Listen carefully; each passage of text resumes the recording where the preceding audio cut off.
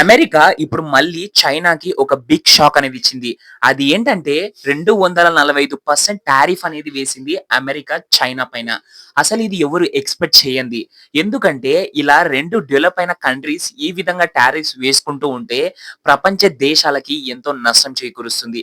At the same time మన భారతదేశానికి ఇది ఏ విధంగా ఉపయోగపడుతుంది. ఎందుకంటే ఇంతకుముందు ఎప్పుడు ఏ దేశం మీద ఇంత టారిఫ్ అనేది వేయలేదు. అమెరికా మళ్ళీ మళ్ళీ చైనా మీద అయితే టారిఫ్ వేస్తుంది. ఇక్కడ మన ఇండియా పొజిషన్ ఏంటి? అట్ ద సేమ్ టైమ్ అమెరికాకి, మన ఇండియాకి ఎలాంటి రిలేషన్‌షిప్స్ ఉంటాయి? దీంట్లో చైనా ఏం మిస్టేక్ చేసిందని ఈ వీడియోలో డీటెయిల్‌గా తెలుసుకుందాం. ఎవరైనా మన ఛానెల్‌ని కొత్త వాళ్ళు చూస్తుంటే లైక్, షేర్ అండ్ సబ్స్క్రైబ్ చేసుకోండి. పక్కనున్న బెల్ ఐకాన్‌ని కూడా క్లిక్ చేసుకోండి. అప్పుడే నా వీడియోస్ మీ ద్వారా రావడం జరుగుతుంది. దీంట్లో మిస్టేక్ ఏదైనా ఉంటే కామెంట్‌లో చెప్పండి. టాపిక్‌లోకైతే వెళ్ళిపోదాం. ఇప్పుడు చైనా మీద అమెరికా 245% టారిఫ్ అనేది వేసింది. అసలు ఈ చైనా మీద ఎందుకు డొనాల్డ్ ట్రంప్ ఇలా పగబడ్డాడు? అసలు రీసెంట్ టైమ్స్‌లో మనం చూసుకుంటే అమెరికా, చైనా డెవలప్ అయ్యే స్టాట్స్ చూసుకుంటే చైనా ఎంతో త్వరగా డెవలప్ అయితుంది. At the same time GDP wise, economy wise అమెరికాని దాటేయాలని చూస్తుంది చైనా. ఇది అమెరికాకి అస్సలు నచ్చదు. అమెరికాకి డొనాల్డ్ ట్రంప్ లాంటి అధ్యక్షుడు ఉంటే అసలు ఇతను ఇది యాక్సెప్ట్ చేయడు. చైనా అమెరికాని క్రాస్ చేస్తుంది అంటే. ఇక్కడ మనం తెలుసుకోవాల్సింది చైనా రోజు రోజుకి అమెరికాని బీట్ చేసే స్టేజ్‌కి ఎదుగుతోంది. ఇది అమెరికా గ్రహించి ఇలాంటి డిసిషన్ తీసుకుంది. మొదటిగా నేను మీకు క్లారిటీగా ఎక్స్‌ప్లెయిన్ చేస్తాను. ఫస్ట్ నుంచి ఎలా అమెరికా చైనాని కట్టడి చేస్తుంది అని. ఇతను డొనాల్డ్ ట్రంప్ గారైతే ఫస్ట్ ఒక టారిఫ్ బోర్డ్ పట్టుకొచ్చి టారిఫ్‌నైతే విధియడం జరిగింది ఆ దేశాల పైన. కానీ ఇక్కడ మొదటి స్థానంలో ఉండేది మాత్రం చైనానే. చైనా మీదనే ఎక్కువగా టారిఫ్ అనేది వేయడం జరిగింది. ఇక్కడ మనం ఒక విషయం గమనించాలి. చైనా తప్పితే వేరే దేశాలకి 90 డేస్ నేను టైమ్ ఇస్తున్నానని అతనైతే ప్రకటించాడు. ఇక్కడ మీకు డౌట్ రావచ్చు. ఎందుకు చైనా తప్పితే వేరే దేశాల మీద ఇతను 90 డేస్ ఎందుకు టైమ్ ఇచ్చాడు? చైనా ఒక దేశం ఏం చేసింది? ఇతను 90 డేస్‌లో ఏం చేస్తున్నాడు? అని నేను మీకు ఒకటి క్లారిటీ చేస్తాను. ఈ ప్రపంచ దేశాలు మొత్తం అమెరికాని 90 డేస్‌లో ఏదో విధంగా కన్విన్స్ చేస్తాయి. అతను క్లియర్‌గా చెప్తున్నాడు.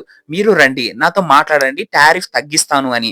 వీళ్ళు ఏం చేస్తారంటే ప్రపంచ దేశాలు వెళ్లి అమెరికాని అయితే అడుగుతాయి. మా మీద టారిఫ్ తగ్గించండి అని. ఇతను కొంచెం టారిఫ్ తగ్గిస్తాడు. అట్ ద సేమ్ టైమ్ ఇతను వాళ్ళందరికీ ఏం చెప్తాడంటే, మీరు నాతో ఈ విధంగా ట్రేడ్ ఉన్నప్పుడు మీరు చైనాతో ట్రేడ్‌ని ఆపుకోవాలని ఇతనైతే చెప్తాడు.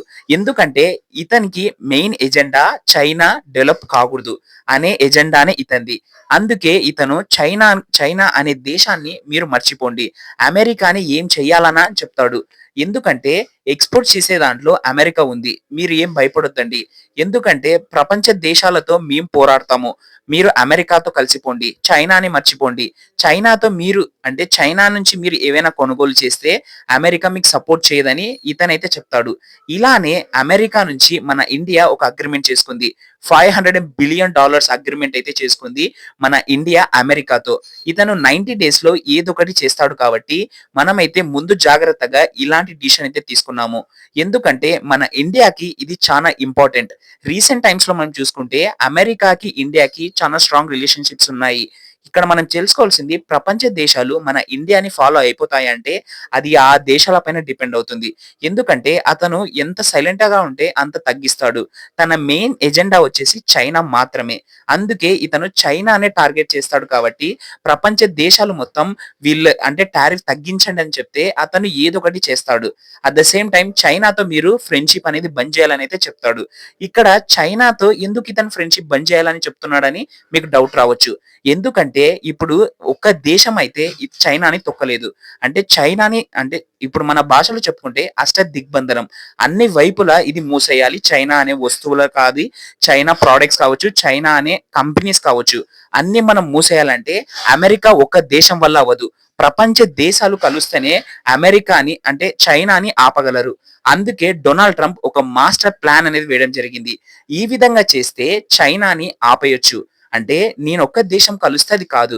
ప్రపంచ దేశాలన్నీ కలిస్తే అయితాదని అనుకున్నాడు డొనాల్డ్ ట్రంప్. అందుకే ఈ విధంగా చైనా మీదైతే రిస్క్ తీసుకోవడం జరిగింది. ఎందుకు అమెరికాకి చైనా అంటే పడదంటే అమెరికా కంటే చైనా డెవలప్ అయితుందని ఇంకొకటి. అట్ ద సేమ్ టైమ్ మా టాలెంట్ ని కూడా చైనా తీసుకుంటుందని వీళ్ళు గ్రహించారు. ఎలా గ్రహించారు? అసలు ఏ విధంగా జరుగుతుంది ఇది అని మనకు డౌట్ రావచ్చు. రీసెంట్ గానే అమెరికా నుంచి చైనాకైతే టెస్లా కంపెనీ అనేది వెళ్ళింది. అక్కడ అది మ్యానుఫ్యాక్చరింగ్ అవుతుంది.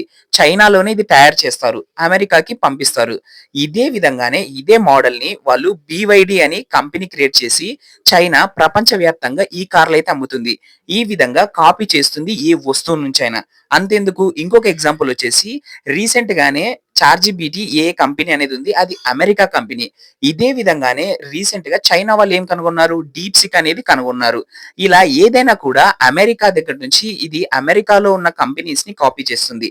ఈ విధంగా త్వరగా కాపీ చేయడం ఎంత ఈజీ అంటే అంత ఈజీ. చైనా ఈ విధంగా చేస్తుంది కాబట్టి అమెరికాకి అస్సలు నచ్చదు. అందుకే డొనాల్డ్ ట్రంప్ ఏదో విధంగా నేను చైనాని ఆపాలి. చైనాని డెవలప్ చేయకుండా చేయాలి అనేదే ఇతని ప్లాన్. ఇప్పుడు చైనా ఇదంతా జరిగిన తర్వాత ఊరుకుంటుందా అంటే, చైనాకి ఆల్రెడీ తెలుసు. ఏ విధంగా నేను చేయాలి, ఏ విధంగా చేయకూడదని అమెరికా చూసి మొత్తం నేర్చుకుంది చైనా. ఎందుకంటే అక్కడే ఎన్నో కంపెనీస్ ఉన్నాయి అమెరికావి. ఇంక ఏం భయం లేదు చైనాకి. అందుకే చైనా కూడా ఏం భయపడడం లేదు. ఇప్పుడు నష్టపోయేది ఎవరు అంటే, ఏదో విధంగా అమెరికా, చైనా 2 నష్టపోతాయి. కానీ ఈ విధంగా గొడవ పడుతూ ఉంటే చైనాకి లాస్ అనేది ఉంటుంది. ఎందుకంటే అమెరికా కంపెనీస్ అన్నీ మన ఇండియాకి డెఫినిట్‌గా షిఫ్ట్ అవుతాయి. అప్పుడు అమెరికా నుంచి చైనాకి ఏ కంపెనీస్ రావు. అప్పుడు చైనా అనే దేశం అనేది నష్టపోతుంది. ఇక్కడ మనం ఒకటి క్లారిటీ చేసుకోవాలి. ఏంటంటే ఇప్పుడు ప్రపంచ దేశాలు అన్నీ చైనా మీదైతే బ్యాన్ విధిస్తాయి. అంటే బ్యాన్ విధిస్తాయో విధియ్యవో సెకండరీ కానీ అమెరికా మాటైతే విని కొన్ని దేశాలు ఆగిపోతాయి చైనాతో ఫ్రెండ్‌షిప్ చేయడం. మన ఇండియా ఏ విధంగా అయితే చేసిందో అమెరికా నుంచి అంటే అమెరికాతో ఫ్రెండ్‌షిప్ పెంచుకోవడం అదే విధంగానే ప్రపంచ దేశాలు కూడా ఇదే ఫాలో అయిపోతాయి. డొనాల్డ్ ట్రంప్ గారు ప్లాన్ అనేది ఇలా ఉంటుంది. తన ఒక్క దేశంతో కాదు కాబట్టి ప్రపంచ దేశాలన్నిటి కలిపి చైనాని దిగ్బంధనం చేయాలని అనుకుంటుంది. అందుకే డొనాల్డ్ ట్రంప్ ప్లాన్ ఇలా ఉంది. ఇప్పుడు మనం తెలుసుకోవాల్సింది మన ఇండియా పొజిషన్ ఏంటి? మన ఇండియా ఫ్రెండ్‌షిప్ రిలేషన్‌షిప్స్ అనేవి అమెరికాతో ఎలా ఉంటాయి? అంటే రీసెంట్ గానే అమెరికాలో ఉన్న ఒక కంపెనీ ఈ విధంగా పోస్ట్ చేసింది.